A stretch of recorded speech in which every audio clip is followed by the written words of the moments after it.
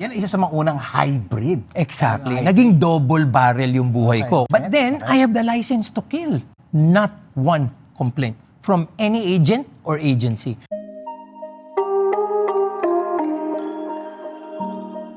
Hey guys, Carlo Opley here, and I'd like to invite you to Unbox Success this coming September 24. If you want to learn about alternative investments to open up more opportunities for yourself, be it side hustling, you want to learn about crypto, real estate, and a lot of other things, make sure to join us. It's going to be a one-of-a-kind event. We have panels, we have top speakers, experts, industry icons, and sobrang mura lang yan. May libre ka pa libro. So make sure to check it out. Link down below. I'll see you there. You were doing well as an agent, advisors na tawag ngayon, nalata edad natin. No?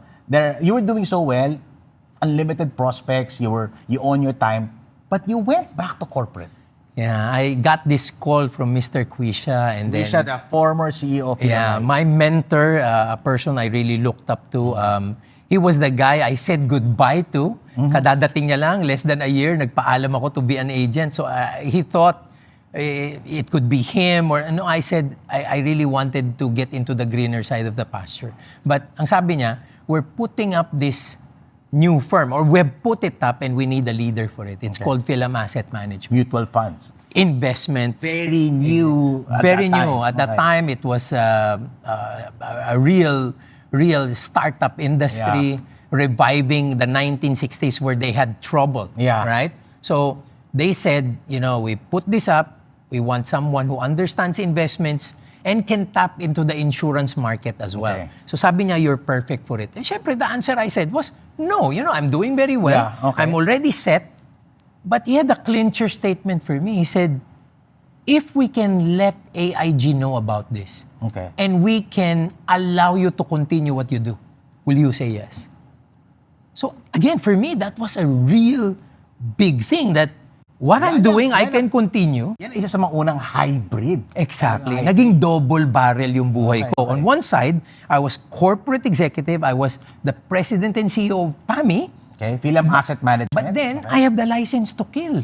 Meron pa rin akong Pwede ka pa rin agent license. Oo. The only agreement, you cannot sell unless PAMI hits target.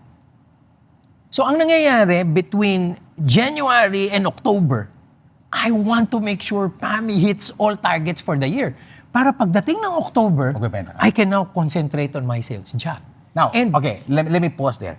If somebody was given that deal, sasabihin nila, that's an unfair deal. Pero sa'yo, it became a challenge. I mean, that's your mind, no? It's, for some people, lugi naman ako to, parang kinuha niyo pa ako.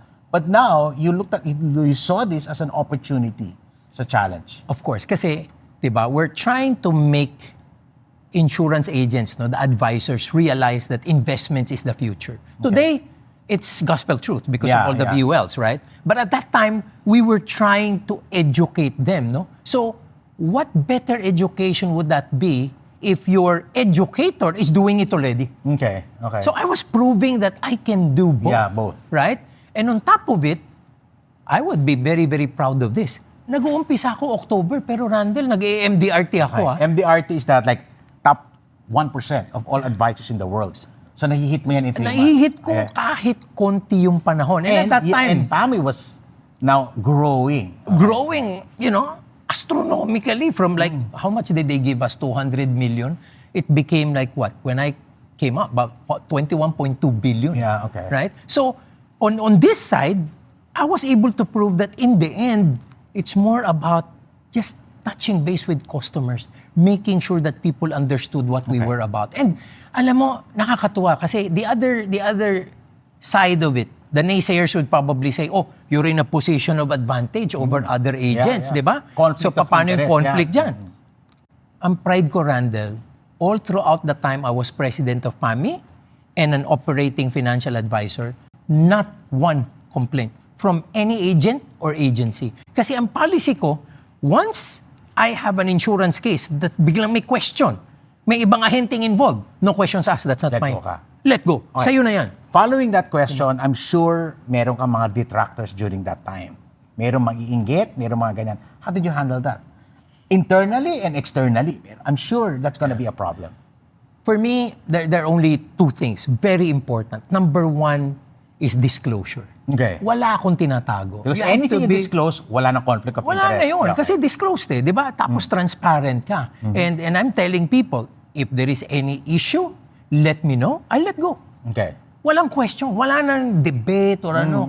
Kahit ako nag-close, kahit ako talaga gumawa ng trabaho, tapos sinabi niya, hindi, kapatid ko yan dapat akin yung case. Sige, sa'yo. Go. Okay. Wala akong magiging impediment.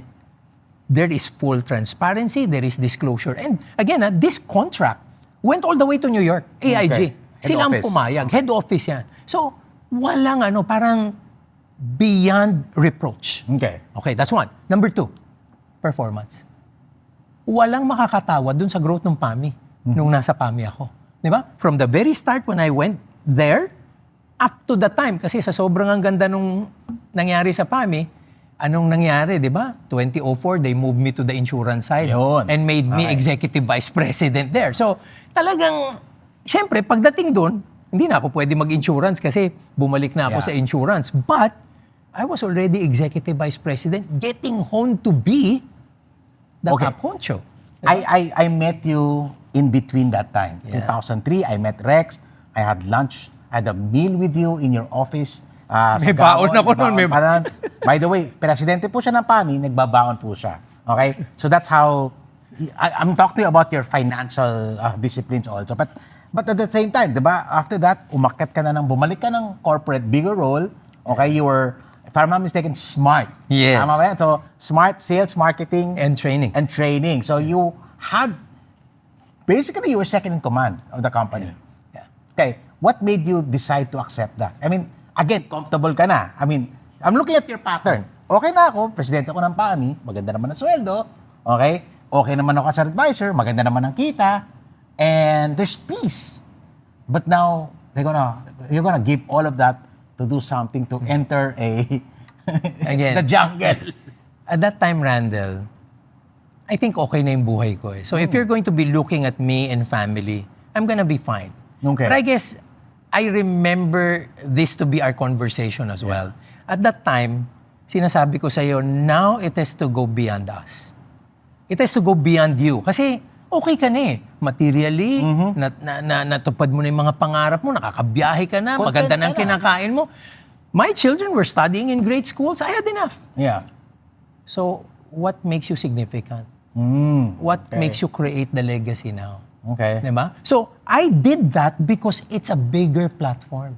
PAMI was great, but it's Yeah. a small platform. It is a very small part of a bigger Yes. organization. So now, if you move to the mother, you will now have a better platform.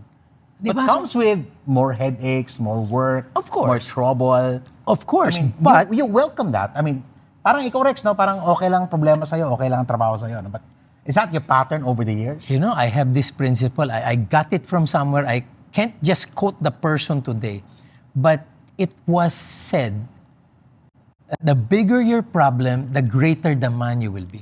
Wow. So as you get yourself to bigger and bigger problems, that's just a reflection of you as a man and how you contribute to your community, to your country, to the world in general. So, Okay. yung pagtaas ng problema mo, dapat ini-embrace mo at hindi mo iniiwasan yan. Kasi di ba, as we go up and better in life, your problems are gonna be bigger. So, dapat hindi mo tinatakbuhan yan. Okay, so that's a season of your life.